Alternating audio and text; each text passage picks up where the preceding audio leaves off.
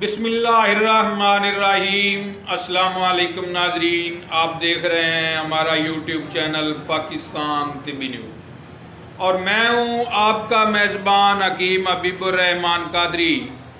मोहतरम नाजरीन, आज आपकी खिदमत में रोगन मस्तगी रूमी बनाने का तरीका और इसके फ़वाइद बतलाऊँगा इंशाअल्लाह। दोस्तों, रोगन मस्तगी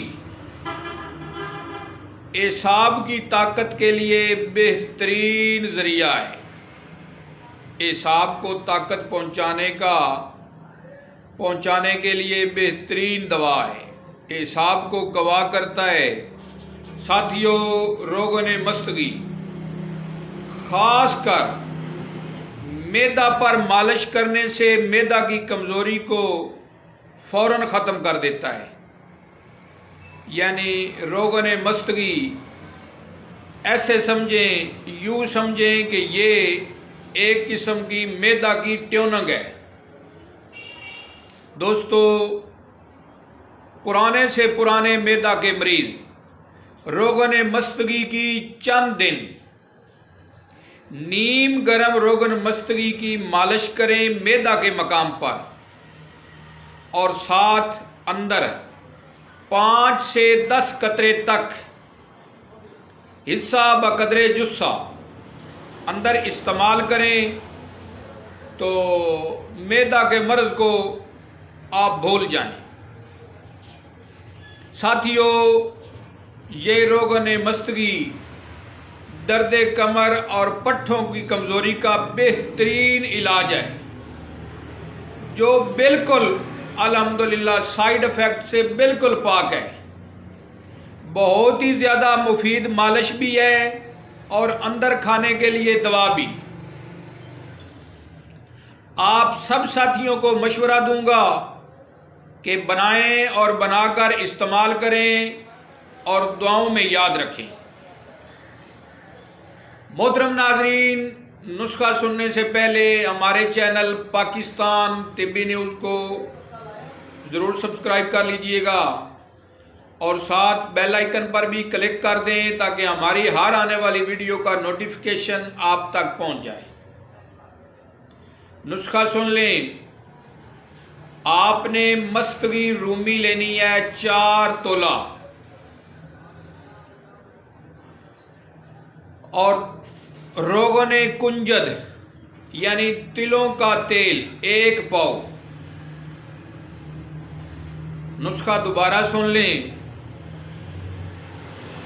दोस्तों, इस नुस्खा में 2 ही अज्जा हैं सिर्फ।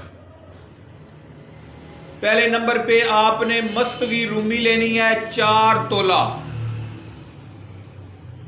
दूसरा इसका जुज़ है वो है तिलों का तेल 1 पाव, खालिस तिलों का तेल।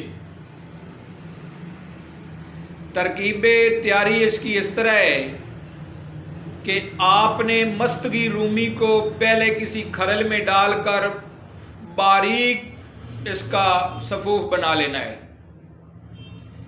फिर मस्तगी रूमी को तिलों के तेल में डालकर आपने हल्की आग के ऊपर रख देना है।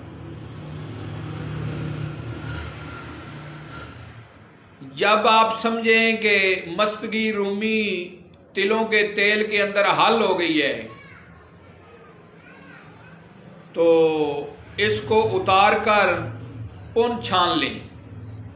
आपका रोगन मस्तगी तैयार हो गया है।